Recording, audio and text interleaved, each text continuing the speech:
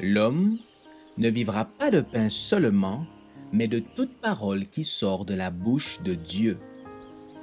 Voici votre moment de méditation quotidienne.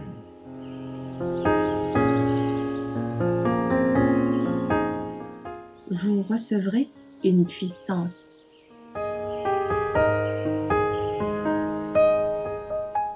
La bonté, le 7 mars. Mais le fruit de l'esprit, c'est l'amour, la joie, la paix, la patience, la bonté, la bienveillance, la fidélité, la douceur, la maîtrise de soi. La loi n'est pas contre de telles choses. Galates 5, verset 22.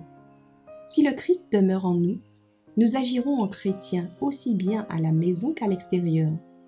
Celui qui est chrétien trouvera des mots aimables pour ses proches et ses collègues.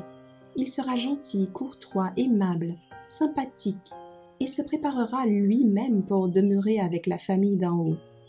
S'il appartient à la famille royale, il représentera le royaume auquel il se destine. Il parlera avec bonté à ses enfants, car il réalisera que eux aussi sont héritiers de Dieu, membres des cours célestes, parmi les enfants de Dieu. Aucun esprit de dureté ne subsistera, car le fruit de l'esprit est amour, joie, paix, patience, bonté, bienveillance, fidélité, douceur, maîtrise de soi. La loi n'est pas contre de telles choses. Galates 5, versets 22 et 23. L'état d'esprit qui est chéri au foyer se manifestera aussi à l'Église. Oh, qu'il est important d'éduquer l'âme à la pitié, à la gentillesse, à la tendresse, à la compassion, à être plein de pardon.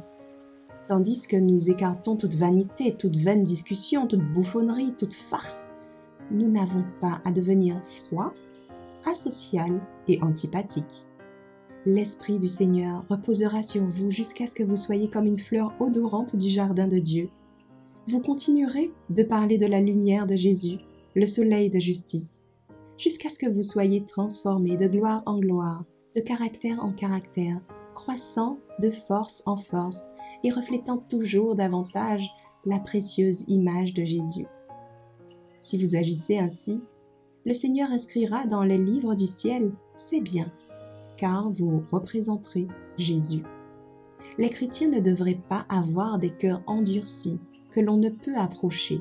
Jésus doit se refléter dans votre comportement et nous sommes invités à orner notre caractère des grâces du ciel. La présence de Dieu demeurera avec nous et où que nous soyons, nous éclairerons le monde de lumière. Ceux qui vous entourent réaliseront que l'atmosphère du ciel vous environne.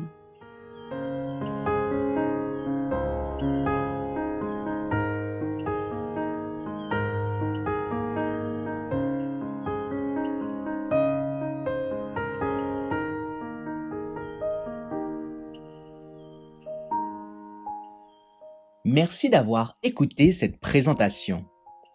Assurez-vous de nous rejoindre demain pour votre moment de méditation quotidienne avec lereste.org.